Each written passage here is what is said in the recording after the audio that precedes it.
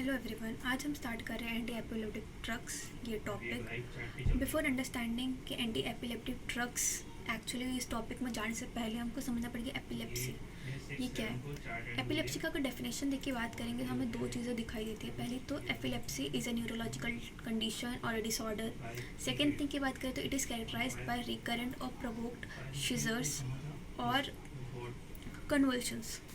अब हमको पहले समझना पड़ेगा कि सीजर्स क्या होते हैं और कन्वल्शंस क्या होते हैं। ये दोनों ही टर्म सिमिलर भी हैं और काफ़ी डिफरेंट भी। पहले हमको देखना पड़ेगा कि जो न्यूरॉन्स है वो एक्चुअली फंक्शन कैसे करते हैं। हम बहुत बेसिक में नहीं जा रहे, बट हमको जितना पता है हम उतने से ही जा रहे हैं। बट हमको ये पता है कि जो Na+ होता है उसका इन्फ्लक्स होता है तो हमारे को एक्टिवेशन मिलता है, डीपोलराइजेशन मिलता है। और K+ का अगर इफ्लक्स होगा तो हमको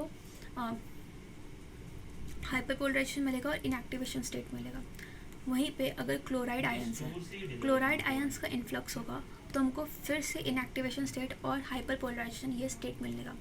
अगर इसको सिंपली समझना है तो हमारा जो न्यूरॉन में जो सेल बॉडी है, ठीक है, उसकी अगर बात करें उसमें अगर अंदर हम लोगों ने जितना पॉजिटिव अगर डाला, लाइक जितना अंदर पॉजिटिव भर दिया उतना एक्टिवेशन हो रहा है। जितना अगर अंदर पॉजिटिव कम करके उसके अंदर माइनस डाल रहे हैं तो हमारा इनएक्टिवेशन हो रहा है। एक्टिवेशन की बात करें तो हमारा जो Na+ है अगर वो अंदर आएगा तो यहाँ पे पॉजिटिव बैलेंस हो रहा है। अगर पॉजिटिव हो रहा है तो वहाँ पे एक्टिवेशन हो रहा है, डिपोलराइजेशन हो रहा है। अगर हमारा K+ ये भी पॉजिटिव आयन है बट ये बाहर जा रहा है, अगर ये बाहर जा रहा है तो अंदर पॉजिटिव कम हो रहा है, इसकी वजह से यहाँ पे इनएक्टिवेशन हो रहा है और हाइपर पोलराइजेशन हो रहा है। यहाँ पे क्लोराइड आयंस है, क्लोराइड आयंस माइनस ही है, माइनस नेगेटिव आयंस है। ये अगर अंदर आ रहे हैं तो अंदर नेगेटिव स्टेट बन रहा है, उसकी वजह से यहाँ पे हाइपर पोलराइजेशन और इनएक्टिवेशन स्टेट हो रहा है। ये बेसिक हमको समझना चाहिए। एंड देन अब हमारा सीजर्स आते कैसे। इफ़ हमारा जो सेल बॉडी है वो कंटिन्यूसली अगर सिग्नल्स जनरेट कर रहे हैं, अगर कंटिन्यूसली एक्टिवेशन स्टेट में है, डीपोलराइजेशन स्टेट में, वो हाइपरपोलराइजेशन हो ही नहीं रहा है, वो बस फटाफट बस एक्टिवेशन स्टेट में आ रहा है, डीपोलराइजेशन स्टेट में आ रहा है, तो हमारा जो हमारे एक्शन पोटेंशियल्स के बम्बार्ड होंगे and because of that bombard हमारा सीजर्स आएंगे। अब को सीजर्स का बेसिक तो पता ही होगा कि लाइक सीजर्स आते हैं तो कैसे हमारा बॉडी रिलैक्स होता है, कॉन्ट्रैक्ट हो रहा है, रिलैक्स हो रहा है, कॉन्ट्रैक्ट हो रहा है। एंड ये कंटिन्यूस होने की वजह से, और पहली बात तो आपको ये ध्यान रखना चाहिए जब ये चीज़ें होती है तो हम कॉन्शियस नहीं होते, वी आर अनकॉन्शियस। सो हमारा बॉडी विदाउट हमारे कॉन्शियसली हम ये सब कर रहे हैं एंड हमारा बॉडी खुद से कर रहा है, तो ये कंडीशन काफ़ी फेटल हो सकती है हमारी लाइफ के लिए।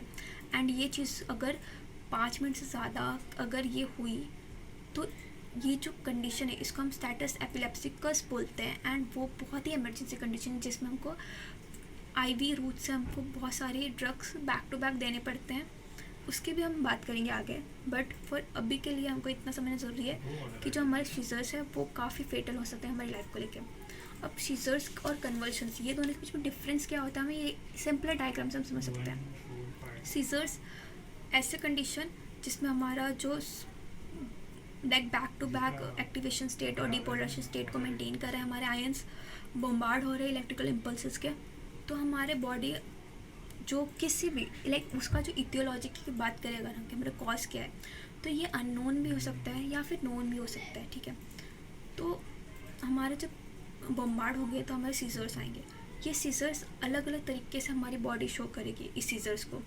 कन्वर्शंस करके भी शो कर सकते हैं। कन्वर्शंस इस मूवमेंट, रिलैक्सेशन कॉन्ट्रैक्शन की जो मूवमेंट होती है उसको हम कन्वर्शंस बोलेंगे। तो हमारा बॉडी रिलैक्स हो रहा है, कॉन्ट्रैक्ट हो रहा है, रिलैक्स हो रहा है, कॉन्ट्रैक्ट हो रहा है, तो ये मूवमेंट्स जो हो रहे हैं वो कन्वर्शंस आ रहे हैं। तो ये एज अ कन्वर्शन हमारे सीजर्स को बॉडी हमारी शो करेगी लाइक बाहर दिखाने के लिए। एंड नॉन कन्वर्शंस के एग्जाम्पल अगर हम इसको एग्जाम्पल से समझें तो इसकी बेस्ट एग्जाम्पल है एब्सेंट सीजर्स। अगर हम एब्सेंट सीजर्स की बात करें तो एब्सेंट सीजर में कन्वर्शन नहीं होती, मूवमेंट नहीं होती, वहाँ पे सिर्फ हमारे जो आई बॉल्स होती हैं वो इतनी बड़ी हो जाती है एंड हम उसको स्टेयर करते हैं। ये अगर एब्सेंट सीजर्स की बात करें तो इसको हम पेट्रिक माल सीजर्स भी बोलते हैं। ये हमारा जनरली बच्चों में देखने को मिलता है। एंड इसमें आप इमेजिन करें कि आप एक स्ट्रेट घर बैठे हैं बट आपके पास कॉन्शियसनेस नहीं है, आप बैठे तो हैं बट आप कॉन्शियस नहीं हैं। लाइक लिटरली हमको पता है कि अब अगर लॉस ऑफ कॉन्शियसनेस होगा तो इंसान बेहोश हो जाएगा, लाइक इंसान गिर जाएगा। बट इस कंडीशन में हमारा बॉडी बैठा रहेगा, हमारी आँखें एकदम खुली रहेगी और वो स्टेयर करेगा। हमको समझ नहीं आएगा कि क्या हो रहा है, लाइक सामने वाला एकदम कुछ बोल नहीं रहा है, कुछ नहीं कर रहा है, बस वो घूरे जा रहा है एंड उसमें कोई मूवमेंट नहीं है, दस वो नॉन कन्वल्शंस है। अगर मूवमेंट है तो वो कन्वल्शंस है, अगर मूवमेंट नहीं है तो नॉन कन्वल्शंस है। बट कन्वल्शंस, नॉन कन्वल्शंस सारे जो भी अगर हमारे बॉडी एक्टिवेशंस कर रहा है, डिपोलराइजेशन स्टेट में है, बम्बार्ड कर रहा है, तो वो सब के सब सीजर्स में आएंगे। एंड एपिलेप्सी और सीजर्स अलग अलग चीज़ें हैं। सीजर्स हमने समझ लिया क्या होता है। एपिलेप्सी के कैरेक्टरिस्टिक में सीजर्स आते हैं, बट अगर कोई सीजर्स है तो उसको हम एपिलेप्सी ऐसे डिजीज़ नहीं बोल सकते। अगर हमारे यहाँ अगर उसकी डेफिनेशन को ध्यान से समझे एपिलेप्सी तो इट्स रिकरेंट और प्रोवोक्ड। वो रिकरेंट मतलब वो बार बार आ रहा है, रिपीटेटिवली आ रहा है, लाइक पर्टिकुलर इंटरवल पे। और सेकेंड थिंग उसकी बात करें तो ये प्रोवोक्ड है, लाइक किसी न किसी फैक्टर से, जैसे कि ऑल फैक्टर से अगर हमने किसी चीज़ को सुन लिया या फिर किसी चीज़ को सुन लिया या फिर किसी चीज़ को देख लिया या फिर कोई स्ट्रेस ले लिया या फिर किसी जगह पे गए जो हमको अनकंफर्टेबल लगा, तो हमको वो सीजर्स आ सकते हैं। तो वो सीजर्स अगर रिकरेंट आएंगे, किसी भी अगर हमको कोई ट्रिगरिंग फैक्टर मिल रहा है, अगर वो ट्रिगरिंग फैक्टर के इसमें हम आ रहे कॉन्टैक्ट में एंड हमको सीजर्स आ रहे हैं, तो वो एपिलेप्सी हो जाएगा। नाउ हम एपिलेप्सी, ये थोड़े वर्ड के अगर हिस्ट्री में जाएंगे तो एपिलेप्सी ये जो वर्ड है हमको ग्रीक वर्ड से मिला है, जिसका मतलब होता है कन्वल्शंस। ठीक है, epilepsy is a brain function characterized by paroxysmal cerebral dysrhythmia. अब पैरोक्साइमल सेरेब्रल डिसरिदीमिया की बात करें तो it is a development of abnormal rhythms in cerebral cortex. अगर हमारे सेरेब्रल कॉर्टेक्स में रिदम, हमको अरिथमिया, हमने अरिथमिया के बारे में सुना होगा, ठीक है, ये it is a heart disease obviously.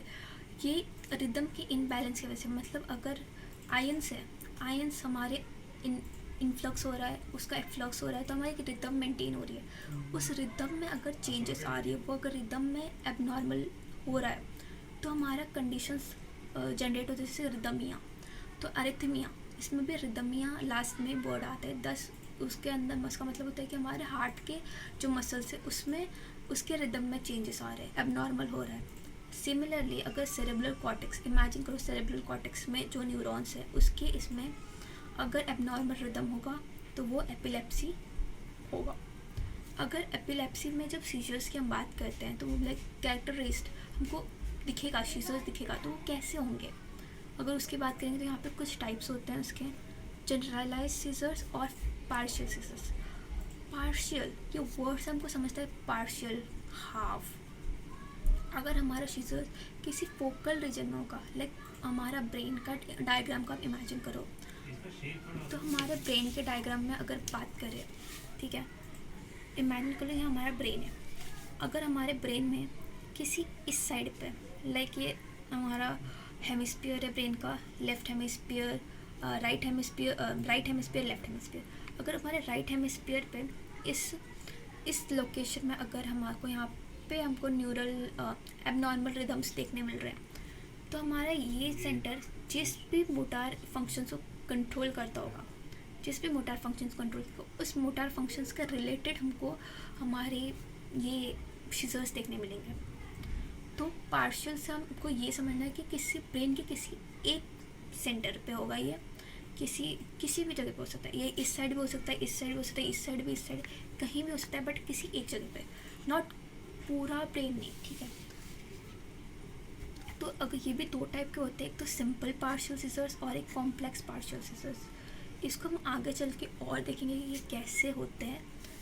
And epilepsy में जनरलाइज सीजर्स की बात करें तो generalized is like general anaesthetics, पूरे बॉडी में होते हैं। सिमिलरली जनरलाइज सीजर्स पूरे ब्रेन में अगर ये एबनॉर्मल रिदम्स हो रहे हैं तो उसके वजह से जो पूरे ब्रेन में होने की वजह से जो जनरलाइज सीजर्स हुए वो। इसमें भी और टाइप्स है, जैसे कि generalize tonic clonic seizures, absent seizures, myoclonic seizures. तो अभी हम इसकी डिटेल की बात करें कि ये सीजर्स दिखते कैसे, इसको इमेजिन करने की बात करें तो हमारे जनरलाइज सीजर्स में फर्स्ट तो है टोनिक क्लोनिक। जो टोनिक ये वर्ड है, उससे आपको याद करना रिलैक्स हो रहा है, बॉडी पूरा रिलैक्स हो रहा है, ठीक है। और क्लोनिक ये वर्ड से आपको इमेजिन करना है कि हमारा बॉडी कॉन्ट्रैक्ट हो रहा है। लाइक आप सीजर्स जैसे कि आप मूवीज़ में देखते हैं, कोई भूत की मूवीज़ में, तो हमारा बॉडी एकदम रिलैक्स हो जा रहा है, आप समझ जाना कि वो टोनिक फेज है। अगर हमारा जैसे भूत की सीरीज मूवीज़ में देखते हैं कि वो कैसे तो सिकुड़ जाते हैं या फिर ऊपर की तरफ आ जाते हैं अचानक से, उनको नहीं पता बट वो आ जाता है, तो वो हमारा क्लोनिक फेज हो गया, ठीक है। तो इस चीज़ से हम ये दो चीज़ों से टर्म से हम इसको इमेजिन कर सकते हैं।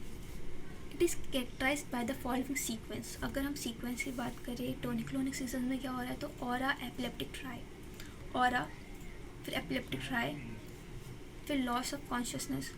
पहले तो आप इमेजिन करो एपिलेप्सी, आपको सबसे बेस्ट एग्जांपल अगर ये इसको इमेजिन करना है तो आप किसी भूत की मूवी इसको इमेजिन करो जिसमें हमारा जो बंदा है उसको किसी भूत ने पकड़ लिया, भूत प्रेत ने पकड़ लिया। एपिलेप्टिक क्राई, पहले तो उसको कुछ अजीब अजीब आवाज़ निकालेगा, कुछ तो अजीब से हरकतें करेगा, एंड फिर उसकी कॉन्शियसनेस में लॉस हो जाएगा, लॉस ऑफ कॉन्शियसनेस, फिर वो ग्राउंड में गिर जाएगा, ठीक है। फिर उसका टोनिक फेज आएगा, एकदम रिलैक्स है बंदा। फिर उसका क्लोनिक फेज आएगा, एकदम कॉन्ट्रैक्ट हो गया है उसका बॉडी, बीच से ही कॉन्ट्रैक्ट हो गया उसका पेट एकदम ऊपर की तरफ आ गया है। एंड पीरियड ऑफ रिलैक्सेशन, कुछ टाइम के बाद उस पोजीशन होल्ड होने के बाद फिर से वो गिर जाएगा। एंड फिर एपिलेप्सी ख़त्म होने के बाद जो पोस्ट एपिलेप्टिक है जिसमें वो बहुत कंफ्यूज होगा, मेरे साथ क्या हो गया क्या नहीं हो गया। तो आप इस स्टोरी से आप इमेजिन कर सकते कि टोनिक क्लोनिक सीजर्स कैसा होगा। अगर हम एब्सेंट सीजर्स की बात करें तो एब्सेंट सीजर में मैंने बताया फर्स्ट ऑफ ऑल, हाँ, टोनिक क्लोनिक सीजर्स को हम ग्रैंड मैल सीजर्स भी बोलते हैं, सीजर्स भी बोलते हैं। ये मोस्टली अडल्ट में देखने को मिलता है। एंड एब्सेंट सीजर्स की बात करें तो इसको petit mal, it is a French word, petit mal, पेट्री पीडियास लाइक बच्चे, पीडियार्स उनको होता है, एब्सेंट सीजर्स होते हैं। इसके कैरेक्टरिस्टिक्स की बात करें तो ये होगा सडन ऑनसेट ऑफ स्टेयरिंग, मैंने जैसे आपको बताया वो घूरता रहेगा आपको, अनरिस्पॉन्सिवनेस, कोई बात नहीं कर रहा बट वहाँ पे उसका लॉस ऑफ कॉन्शियसनेस हुआ है, with momentary loss of consciousness, उसके पास कॉन्शियस नहीं है, वो आपको घूर रहा है बैठ के बट कुछ बात नहीं कर रहा, तो वो होगा एब्सेंट सीजर्स। मायोक्लोनिक सीजर्स की बात करें तो इट इज़ अ सिंगल और multiple sudden brief shock like contractions, बस कॉन्ट्रैक्ट हो जा रहा है, सिंगल है, मल्टीपल हो रहा है, सडन हो रहा है, कॉन्ट्रैक्शंस हो रहे हैं, ठीक है। यहाँ पे हमारा कंप्लीट हुआ generalize seizures. Now will talk about partial seizures. Partial seizures की अगर बात करें, पार्शियल सीजर्स की बात करें तो इसमें दो तरीके के सीजर्स हमको देखने मिलेंगे। पहला तो सिंपल पार्शियल सीजर्स और दूसरा इस complex partial seizures. Simple partial seizures नाम से पता चल रहा है सिंपल है, सिंपल है इसका मतलब कि यहाँ पे कॉन्शियस जो बंदा कॉन्शियसनेस है बंदे की वो जा नहीं रही है, बंदा कॉन्शियस है, कॉन्शियस होने के बाद उसके साथ जो चीज़ें हो रही है, जैसे कि डिपेंड अपॉन द रीजन, मैंने जैसे बताया फोकल, कोई भी एक फोकल रीजन में हो सकता है, तो डिपेंडिंग ऑन के ब्रेन के किस कॉर्टेक्स के किस रीजन में वो वहाँ पे हो रहा है, उस रीजन के बेस्ड पे वहाँ पे उसको कन्वर्शन देखने मिलेंगे।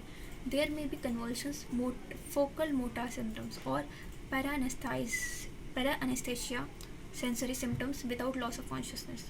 यहाँ पे कॉन्शियस है बंदा फिर भी उसके साथ सीजर्स उसको दिखने मिल रहे हैं। अब वो डिपेंड करता है कि किस पार्ट ऑफ ब्रेन में उसको ये चीज़ें हुई है, लाइक अब नॉर्मल रिदम है, उस बेसिस पे उसको सीजर्स देखने मिलेंगे। Next is complex partial seizures, as name suggest complex, तो इससे कुछ ज़्यादा डिफरेंस नहीं है, बस इनको ये याद रखना है बंदे की कॉन्शियसनेस नहीं है, ठीक है, बंदे को कुछ याद नहीं है, उसकी मतलब वो उस टाइम पे जिस टाइम पे उसके साथ सीजर्स हो रहे हैं उसको उसमें कुछ भी याद नहीं होगा बिकॉज वो कॉन्शियस नहीं है, इम्पेयर्ड कॉन्शियसनेस, ठीक है।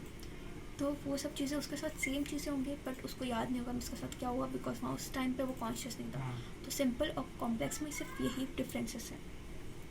नाउ अब हमको बात करना है हमारे ड्रग्स के बारे में, ठीक है, जो बहुत ही इम्पोर्टेंट है कि हमको ड्रग्स कैसे देना है। बिफोर अंडरस्टैंडिंग कि हमको ड्रग्स कौन से देना है, उससे पहले हमको कुछ चीज़ें समझनी होगी, ठीक है, कि हमारा फोकस क्या होना चाहिए। हमारे लाइक ड्रग्स को देने के लिए हमको फोकस किस किस चीज़ों पे करनी है।